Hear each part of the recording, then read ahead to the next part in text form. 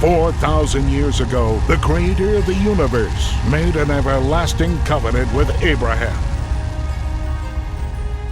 All the land, from the Euphrates to the Nile, belongs to the sons of Israel. Shock waves will shake the earth as heaven reaches down to fulfill that promise. Every nation that attempts to interfere with that covenant will march onto the battlefield against the Almighty.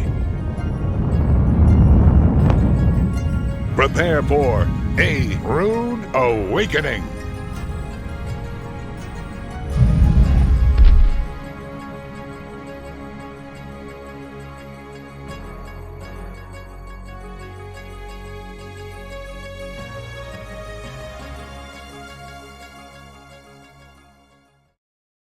Shalom, Torah fans.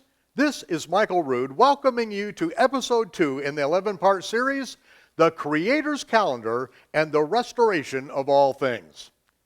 We began our series with some background on how both the Western Christian world and the modern Jewish world have adopted calendars that were derived from Babylonian astronomical mathematics. Both religions have forsaken the Creator's reckoning of time, clearly detailed in the Hebrew Scriptures, but the prophets promised that there would be a restoration in the last days that would result in Israel returning to the ancient paths. For me, the journey back to the ancient paths and the burden to restore the Creator's calendar was born out of a desire to understand the life and ministry of the Messiah, Yeshua.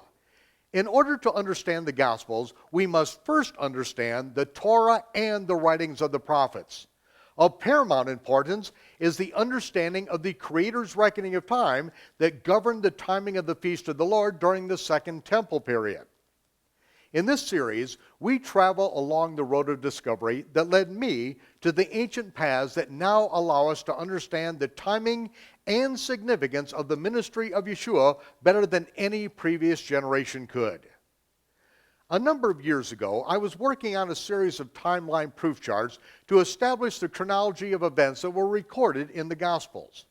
At the time, I had been seriously studying the Scriptures for more than 20 years, but there were still issues that were blocking my mind from understanding the chronological information detailed in the Gospel record. After an exhausting month of plotting the week-by-week itinerary of Yeshua, I collapsed on a cot in my office and woke up as the sun pierced the blinds the following morning. I opened my eyes, turned to the wall, and began to write an imaginary chart on the wall with my finger. I woke up that morning understanding the ancient biblical reckoning of time. I had experienced a paradigm shift. In a moment of time, my eyes were opened, and scriptures that had confused and perplexed me for decades were now comprehensible. I had been born blind. I had been raised blind. But now I could see. This was the paradigm shift for which I had been waiting an entire lifetime. In this episode, we'll go on an adventure to discover the mysteries of time. Mysteries that baffled even Sir Isaac Newton as he struggled with the laws of physics to understand the passage of time and the fulfillment of Daniel's prophecies. The cutting edge of astrophysics has now revealed what every Israelite shepherd boy of the first century understood with clarity. Join me in the Judean hill country of Israel for this amazing adventure to discover the Creator's reckoning of time so that we, the children of light, might not be ignorant of His times and His seasons. The first 4 Gospels are literally the fulfillment as Yeshua, the Messiah, fulfills the spring feast of the Lord. And it is showing him fulfilling the spring feast of the Lord to the very day, the very hour, the exact moment, in every detail in which we rehearse them in the temple for over 1,000 years. The 5th Gospel, the book of Revelation, details how the Messiah will fulfill the fall feast of the Lord to the very day, the very hour, the exact moment, in every detail. But in the Western world, if we've grown up knowing nothing about the feast of the Lord, if we've known nothing about Passover, the Feast of Unleavened Bread, the Bikurim, the first fruit offering.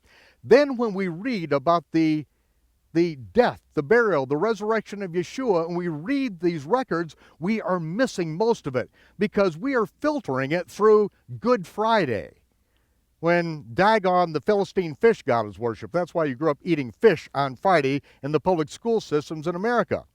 Now, we see that we have been 2,000 years removed from the people, the culture of the Hebrew Scriptures, and we are lost in time.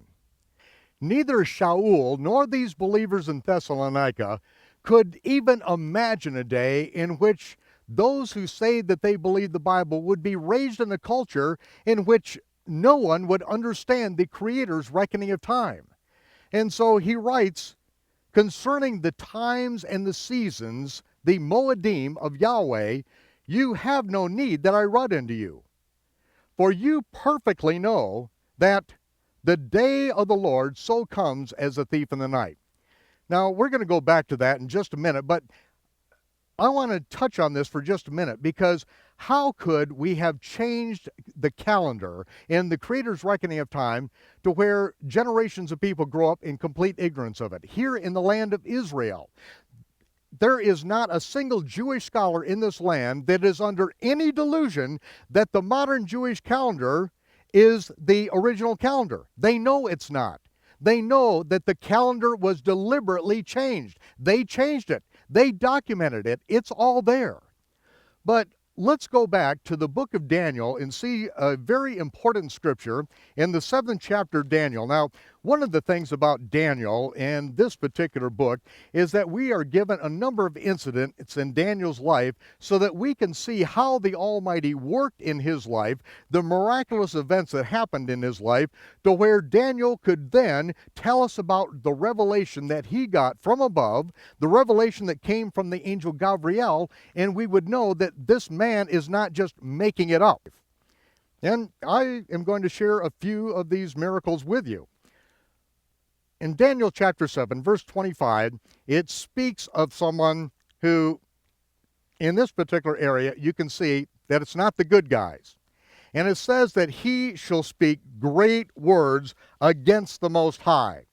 That's a real good clue right there that whoever it is that is speaking these words is not on the right team. He's speaking against the Most High. Now, when he wears out the saints of God, it says that he shall think to change times and laws.